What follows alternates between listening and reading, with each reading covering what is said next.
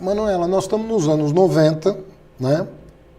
Pós-queda do muro e pós-desintegração da União Soviética. Então é um mundo bastante diferente dos tempos da fundação do PCdoB, antigo PCdoB, PCB. O que você pensou quando você se associou a uma legenda que tinha comunista no nome? Então, isso é uma, na qual você está até hoje. Como é que você lida com isso? Isso é uma pergunta, assim, é muito interessante, porque as pessoas que fazem o movimento político durante a década de 70, 80, 90, elas acompanham ou o PCdoB internamente, quem é afiliado, ou quem é de fora, né, quem assiste ao outro partido, passar por essas mudanças, vivendo esse tempo histórico. Então, eu nasci em 1981. Eu tenho lembranças muito frágeis do período que o muro caiu. Então, eu me lembro, assim, do meu pai dizer, olha na TV o muro de Berlim caindo, mas é uma coisa, assim, uma faísca, um lampejo de uma memória real. Para mim, é um conhecimento histórico, a queda do muro de Berlim. E eu já chego num PCdoB que tem um esforço muito grande para construir um projeto de desenvolvimento para o Brasil. Já é às vésperas do nosso congresso, em que há um grande encontro entre o partido e, digamos, essa ideia da necessidade de um projeto nacional, que era um debate que o restante da esquerda não fazia ainda no início dos anos 2000, né? Porque também não tinha urgência de fazer. Então, eu não vivi esse período dentro do PCdoB. Eu também já chego num PCdoB com outras leituras que tinham muita relação com o que eu fazia e com o que eu estudava. Então, eu já chego num PCdoB que lê Gramsci, né? Diferente do período anterior, assim, para contextualizar. Eu já chego num PCdoB com outro debate sobre o que foi o período do Stalin. Então, tudo isso, eu lembro de um encontro meu com a Maria do Rosário, que foi militante do PCdoB na década de 90, que ela disse assim, mas o PCdoB da Albânia. Eu falei, olha, Rosário, quem se filiou no PCdoB da Albânia foi tu. Eu, quando entrei no PCdoB, esse debate já tinha sido superado. Eu nunca fiz essa escolha.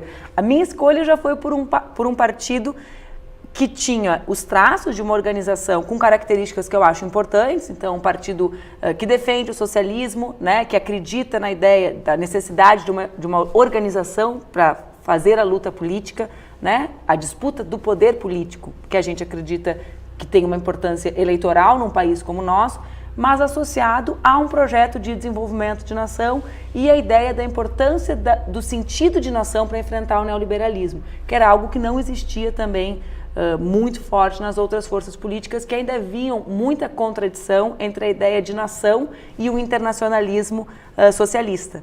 Então, acho que essa foi a minha identidade, assim, o PCdoB que eu encontrei.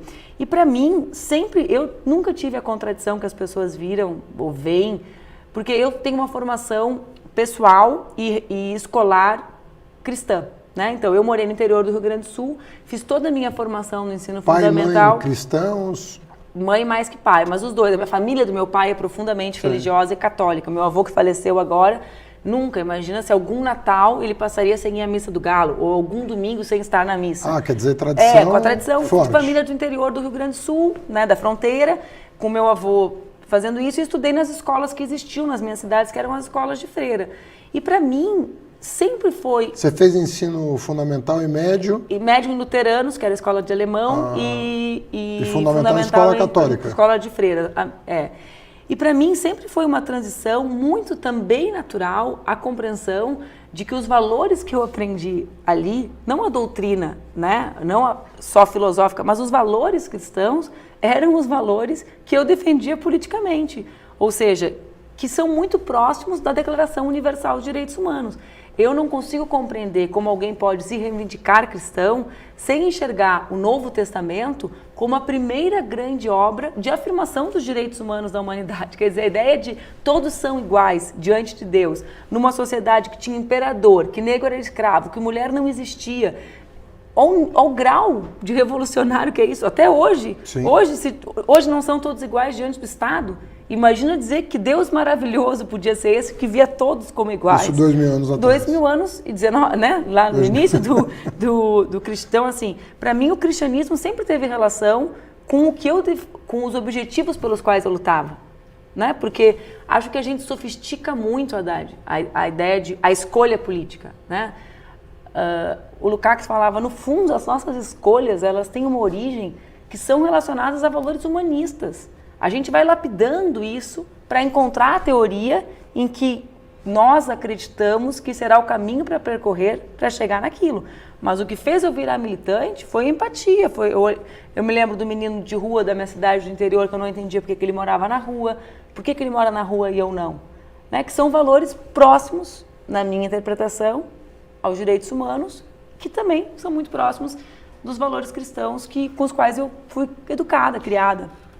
Se eu estou te entendendo bem, assim, para além desses rótulos que permanecem de alguma maneira, né? Social-democrata, trabalhista, socialista, comunista, no fundo você acredita que existe um campo de força que representa o respeito à dignidade humana, a construção de uma sociedade mais solidária, com a qual você se identifica, e a tua porta de entrada para esse campo foi o PCdoB. Isso, campo no sentido do Bourdieu mesmo, né? Campo político, assim. Campo político. E que a motivação para com que eu me sentisse dentro dele foram os valores humanistas, né? Acho que existem uma diferença primária entre as pessoas que operam a política ou que pensam a política, que é aquelas que entendem que as pessoas todas têm direito à dignidade humana e aquelas que acham que existem umas diferentes, melhores, com mais direitos que as outras.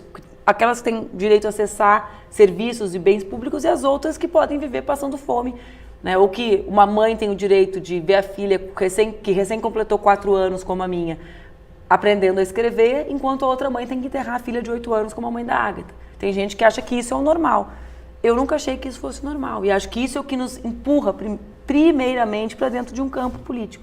Depois nós fazemos a escolha do nosso instrumento de luta política lá dentro, que são as razões pelas quais nós fazemos a seleção do nosso partido, digamos assim, né? Ou do nosso movimento, onde a gente se enquadra ali dentro. Pelos parlamentos que você passou, você foi vereadora, deputada estadual e deputada federal. Isso. Ou seja, você Todas percorreu as proporcionais todas. Existe respeito nos parlamentos brasileiros ao jovem que você foi e é até hoje, mas começou com 20 e poucos anos a vida pública, e a mulher em especial? Você sente uma evolução nesse quadro? O Brasil deixa a desejar em termos de participação feminina. Dos países, vamos dizer, ocidentais, é uma das piores, os piores indicadores em termos de participação feminina nos parlamentos e também nos cargos majoritários e tal. Você notou uma evolução para melhor? Você vê risco hoje?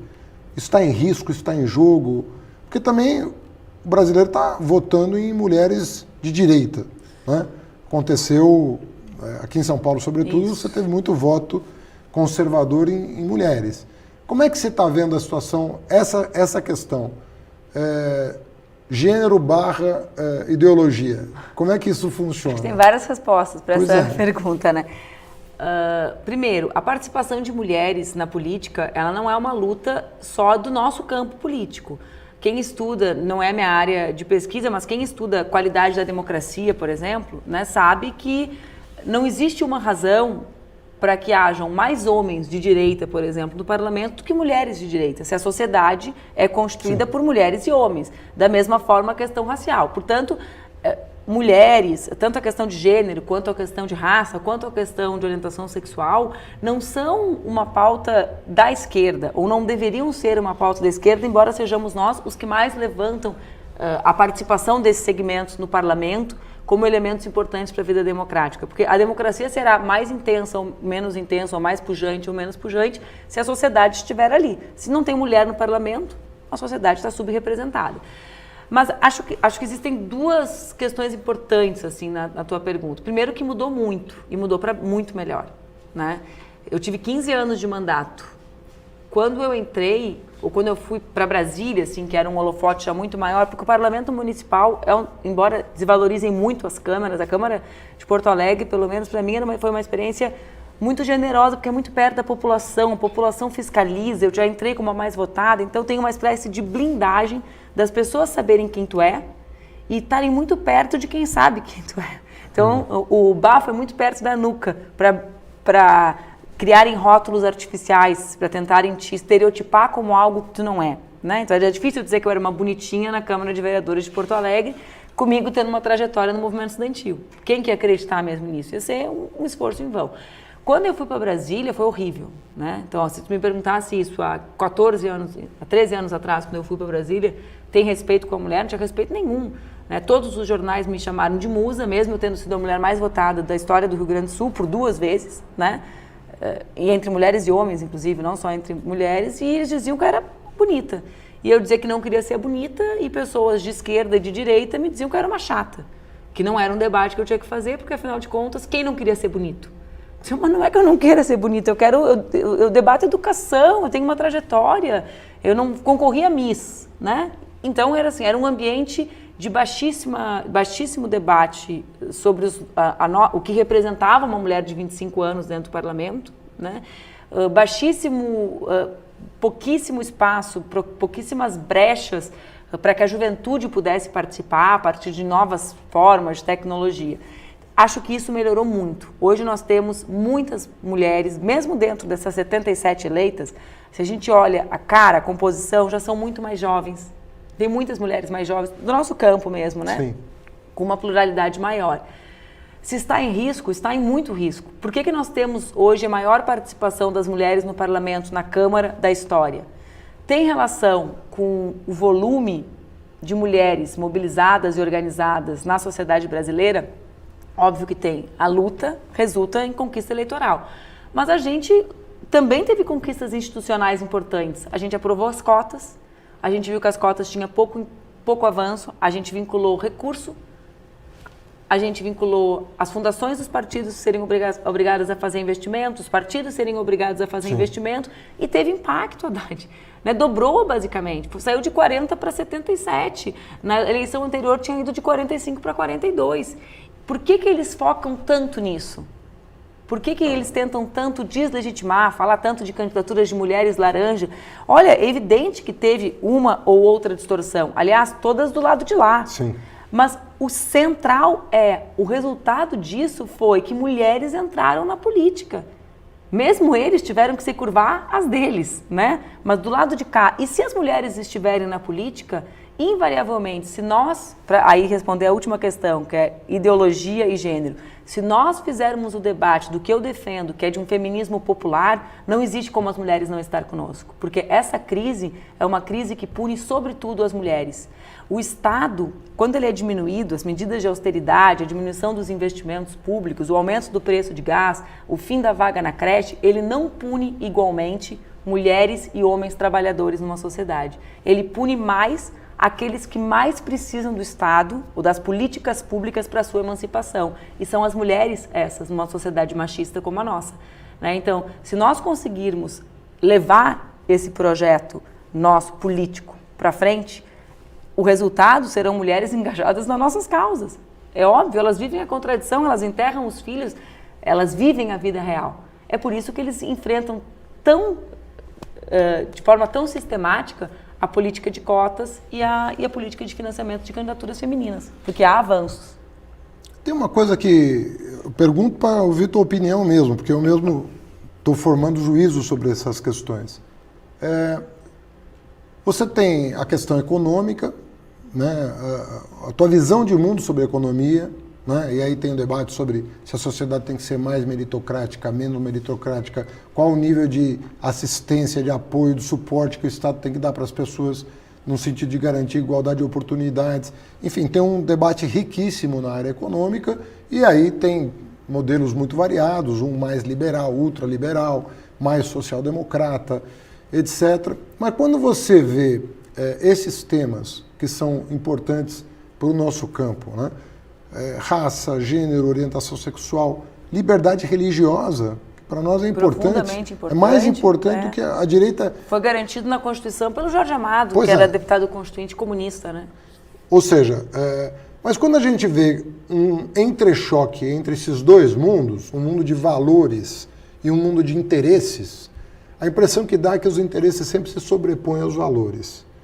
A impressão que dá é que o que fala mais alto é o bolso na hora em que o bicho pega, vamos dizer assim, na hora da crise, na hora que as coisas estão desajustadas, e muitas vezes, em função dos interesses, os valores são mobilizados da maneira mais regressiva possível. Então você divide as mulheres, você divide o movimento negro, você divide quem tem crenças diferentes em proveito de um projeto de exploração, de dominação, de restrição de direitos econômicos e sociais.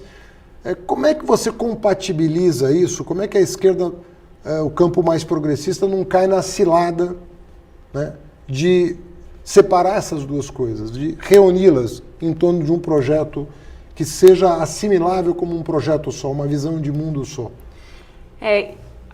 Eu entendo que o que tu queres dizer é o que algumas pessoas tentam resumir, que tu fazes, óbvio, com toda a tua qualidade, as pessoas nos ataques, ou quando elas querem tecer críticas a quem está engajado no movimento de mulheres ou no movimento negro, fala, esses são aqueles que têm as causas identitárias, né? Isso, né? Esse é o nome que vulgarmente se usa, assim, agora para qualquer movimento que reúne mulheres, não, a gente tem que falar sobre trabalho e não pode falar sobre gênero. Eu acho que, primeiramente, a gente tem que conhecer o Brasil. Quando a gente olha quem é o povo brasileiro, a gente compreende que esse povo tem uma história e tem determinadas características. Nós somos um país ainda com povo jovem, né? Não tão jovem quanto eu fui, né? Mas digamos, nós ainda temos um povo jovem.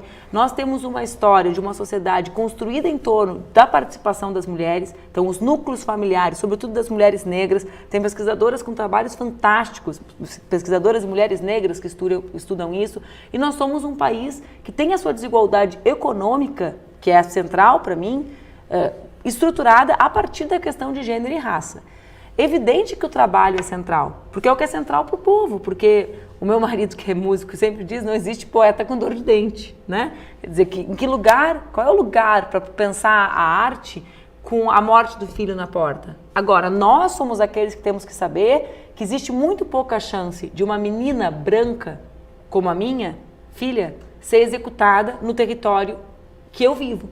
Ou seja, nós temos que, na nossa cabeça não pode haver dissociação de classe, gênero e raça. Uma coisa são as tentações da sociedade. É óbvio que o poder econômico e o liberalismo faz com que tudo pareça a mesma coisa o tempo inteiro. Esse é o papel deles. Então, é óbvio que do lado de lá eles vêm com uma pauta ultraconservadora para tentar nos dispersar disso que, por exemplo, para nós mulheres eu chamo de feminismo popular. Vem com temas que não é que não sejam importantes, mas hierarquicamente, digamos assim, são menos. Então eu falo, por exemplo, um dos temas que é super importante para as mulheres, o tema do corpo, aceitação do corpo, autoestima. Isso tem relação com participação política, se a gente vai se expor ou não vai se expor. É óbvio que isso é importante, mas não existe espaço na vida de uma mulher que não tem onde deixar o filho, a creche, para pensar nesse assunto. Esse é um assunto que está subordinado às questões econômicas. Então, primeiro, eu tenho claro que a desigualdade brasileira é organizada a desigualdade econômica é organizada a partir de gênero e raça. As pesquisas mostram isso, a diferença salarial comprova isso, né? E isso, para mim, é o que, digamos, é o meu guia. Segundo, a professora Flávia Biroli, da UNB, ela aponta, digamos, um fio condutor, eu também não tenho a resposta definitiva, ela dá um fio condutor para as razões pelas quais eles estruturam o discurso absolutamente moralista e conservador, e aí tem até relação com o conteúdo das fake news depois, mas esse discurso aqui associado à pauta da diminuição do Estado. Ela inclusive resgata determinados discursos e textos da Thatcher. Quando a Thatcher dizia, não existe sociedade, existe família, existe o indivíduo e no máximo a família. Quem é a família? Quem sustenta, quem pode ser a estruturação, digamos assim, dessa família, senão uma mulher que volta para dentro de casa, né? Uhum. Então, tem digamos, um sentido, essa onda... subjacente. Assim. Não é uma coisa, não há um paralelismo, na minha opinião, não são dois assuntos que andam aqui, como às vezes as pessoas falam, eles levantam a pauta moral para nos dispersar da econômica. Para mim, não. Para mim, essa pauta moral que tem dentro a destruição do conceito de direitos humanos, a quebra do conceito de empatia, né? Como diz a Lynn Hunt, a gente quebra a ideia de que o outro é igual a mim para justificar a necropolítica, o extermínio do outro, né? Então, eles pegam essa pauta aqui para justificar um programa econômico também. Ela é parte da agenda econômica deles, porque para diminuir o Estado, para não existir creche, para poder ter homeschool, precisa ter uma mãe trancada em casa. Alguém vai estar trancado dentro de casa. Sim. Quem vai ser? Vai ser uma mulher que está livre na rua com autoestima, cortando o cabelo do jeito que quer, de Não, salto? nem vai Não. ser um professor particular. Nem vai ser um professor. Vai ser quem? Né? Quem vai ser que vai ficar ali trancado? Então tem que ser uma pessoa com valores. A fala daquele senhor que nós tivemos um atrito na eleição sobre as filhas, Sim. né? Não deixei minhas filhas estudarem. Tem um conteúdo naquilo. Fala um pouco disso. Né? Você está falando do Edir Edir Macedo. Macedo. Porque o que o Edir Macedo quer dizer quando ele fala aquilo? Né? As minhas filhas trancadas em casa, sem estudar, o tipo de marido. Vê bem, isso é um núcleo de um pensamento que justifica uma agenda econômica também. Ele teria proibido as filhas De de estudar. chegar à universidade antes de casar. Exatamente, para que elas tivessem um determinado tipo de cabeça, que elas tivessem a cabeça formatada para um determinado tipo de relacionamento. Né? Foi o que ele falou. Então, não existe espaço com mulheres ou com pessoas livres, não existe espaço para a inexistência de políticas públicas como eles defendem também. Né? Não existe. As sociedades que eles dizem que se referenciam, o Reino Unido, debate com um Estado muito mais eficaz e mais robusto que o nosso nessas políticas que emancipam homens e mulheres, que permitem que eles estejam trabalhando e vivendo a vida. Né? A gente aqui está só lutando para trabalhar ainda. Manoela, você viveu uma situação um pouco inusitada, na minha opinião, do ponto de vista do movimento estudantil, porque você começa a tua vida pública num momento, como você mesmo disse, em que a universidade pública estava sofrendo um cerco do governo neoliberal que punha a perder o funcionamento da universidade. E pouco depois você viveu na política um período em que nunca se expandiu tanto a oportunidade de um filho de trabalhador, de um negro, de um pobre, chegar à universidade, pelo seu próprio mérito, pelo seu talento. Então você teve uma explosão de oportunidades no acesso à educação superior. Hoje, não só a maioria dos estudantes, por exemplo, das universidades federais, é composta de negros, como mesmo na pós-graduação, em cursos de alta demanda, a maioria de mulheres. Hoje as mulheres já são maioria até em medicina, na pós-graduação. E cerca de 70%, se a memória não está me falhando, 70% da produção científica brasileira, ela é produzida por mulheres.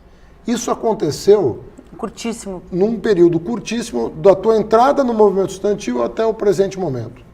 É fantástico. O que você relatou projetos como deputada, você relatou projetos sobre estágio, você batalhou pelas cotas, você era deputada, você era próxima ao governo que estava fazendo essas transformações, a gente interagiu muito, eu como ministro, você como parlamentar. O quanto isso, na tua opinião, serve de esperança para o futuro? A educação superior formal, ela vai mudar a maneira do brasileiro se relacionar entre si? Isso vai ter impacto na sociabilidade ou vai ter impacto só na produção científica? Como é que você vê essa relação? Tem impacto em tudo. Eu acho a maior revolução que a gente fez.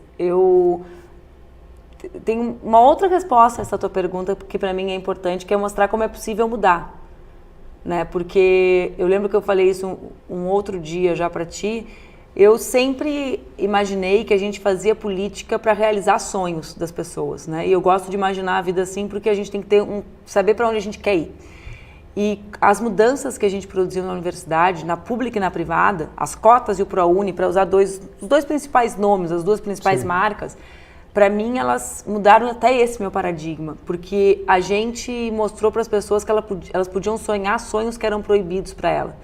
Eu fiz movimento estudantil, eu passava em sala de aula em escola pública, defendendo cota, passeata de cotas. Sim. Eu era tratada como uma pessoa que tinha algum problema. As pessoas não sabiam sobre o que eu estava falando. Eu era ridicularizada. Né? A gente está falando, audiência? Claro, pelos estudantes, porque os professores... Eu lembro de uma menina na escola Paraná, eu lembro do lugar que eu falei com ela. Isso não foi nenhuma nem duas vezes que eu passei em sala de aula, me chamando para conversar comigo, porque eu havia sido a única pessoa na vida dela que tinha dito que ela podia fazer vestibular.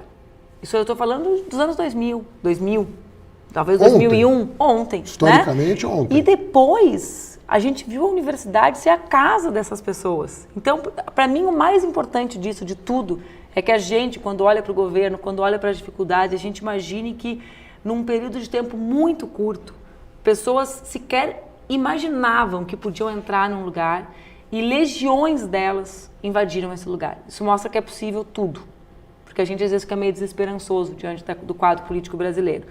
Eu acho, falei isso ontem ainda numa discussão, que a principal mudança que a gente fez no Brasil foi a democratização da universidade.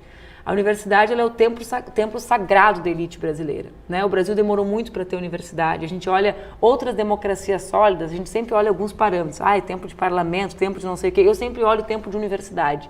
Há quanto tempo aquele povo produz o seu conhecimento? Né? Um conhecimento próximo da sua realidade. Eu fiquei um tempo no Reino Unido estudando agora, a universidade era de 1462, né, da Escócia. Eu falei, antes do Brasil ser descoberto já tinha gente aqui pesquisando. O que a gente fez? A gente promoveu o encontro dessa estrutura com o nosso povo. Isso é fantástico. Para quê? Para produzir conhecimento. Então, o conhecimento vai ser mudado. E o conhecimento é que pode mudar a realidade. Então, é igual. Qualquer profissão que a gente imaginar, é igual um médico que usou SUS a vida inteira, ser médico formado, do que um médico que nunca saiu de um consultório privado? Não é. Então, ele muda o conhecimento que ele produz, mas eu também tenho... A prática profissional, o olhar sobre o outro. É igual um juiz que sabe o que é uma mãe que não tem com quem deixar os filhos, olhando uma mãe que negligenciou, que não cumpriu o Estatuto da Criança e do Adolescente, que foi trabalhar e deixou de 11, cuidando de 10 dentro de casa, do que alguém que a vida inteira ficou numa escola privada com alemão, francês, italiano, não é igual. Então, isso muda toda a estrutura, o olhar de poder do Brasil, né? Porque o conhecimento é o poder. Né? É o conhecimento que liberta, mas o conhecimento também é o que permite exercer o poder. Então, para mim, foi a mais, digamos assim, quando nós invadimos o templo da elite, foi quando a gente abriu as portas da universidade. E, para mim, isso é o que mais revolta a elite. Né? É ter que privar do seu ambiente mais exclusivo, íntimo, digamos assim, mais íntimo, com pessoas que colocam tão em xeque a sua aparência de bom convívio social. Existe um movimento espanhol que eu observo sempre com muita atenção, porque eu acho muito sórdido o que acontece na Europa da proibição de entrada de barcos com imigrantes, né? Eu acho os novos campos de concentração aquilo, mas existe um movimento que chama Open Arms, que são os barcos que resgatam os imigrantes, que eles fizeram um vídeo que é parecido com isso, que eles dizem assim: você diz leve os imigrantes para sua casa porque você não tem condições de olhar para esse imigrante e dizer morre afogado. Tu escolhe uma frase para disfarçar como tu é ruim por dentro. Olha para ti e diz a verdade. Então essas pessoas, elas ficavam ali presas, fazendo de conta que estava tudo certo. E elas foram também obrigadas a se deparar com a realidade de quem elas são e com a realidade da desigualdade social brasileira, que é muito cruel. Né? Então cai também os mitos que giram em torno da elite que já frequentava a universidade. Agora, Manuela, se houve avanço na educação, e isso, mulheres e negros, estatisticamente, tiveram uma promoção, falta muita coisa para ser feita, mas tiveram uma promoção, um arranque bastante expressivo no último período, isso ainda não se reflete no mercado de trabalho. Eu queria que você, como mulher, ajudasse a entender isso. O que acontece quando uma mulher profissional, um currículo impecável, com as notas mais altas, boa formação. O que acontece quando ela sai da universidade e vai procurar um emprego? Sabe que o que se passa nesse processo? Os americanos gostam muito de fazer alguns testes de comportamento, né? Sim. E uma das coisas que eles fazem é o envio de currículos idênticos com nomes falsos. Então, eu pego o meu currículo e me apresento como Fernando Haddad. Ou como Manuel. Enfim. E vejo quantos convites para entrevistas eu teria. E envio o mesmo currículo, idêntico, como Manuela. Eu recentemente li o livro da Preta Rara, Eu, Empregada Doméstica, em que ela fala que ela é filha e neta de empregadas e fez um curso e queria não ser empregada. Né? Depois ela virou estudante de universidade, se formou em história nas nossas políticas. Mas ela conta que ela enviava o currículo para todo mundo. E ela não acreditava, poxa, o pai e a mãe dela fizeram tudo para que ela não tivesse que reproduzir a história. E um dia ela foi numa palestra de alguma turma do movimento social nosso. E que essa pessoa falou assim, arranca a foto do currículo, porque no Brasil eles não contratam negro. E ela disse que achou uma grosseria, pensou, nossa, que cara horroroso, óbvio que não é por isso. E ela continuou sendo rejeitada, ela arrancou a foto do currículo e foi chamada para dezenas de entrevistas. Quando ela chegava, ela era negra e gorda, ela era excluída. Então, acho que existe, é muito forte o elemento do racismo e do machismo nas estruturas do mercado de trabalho. Obrigado, querido. Uma alegria te encontrar. Minha alegria.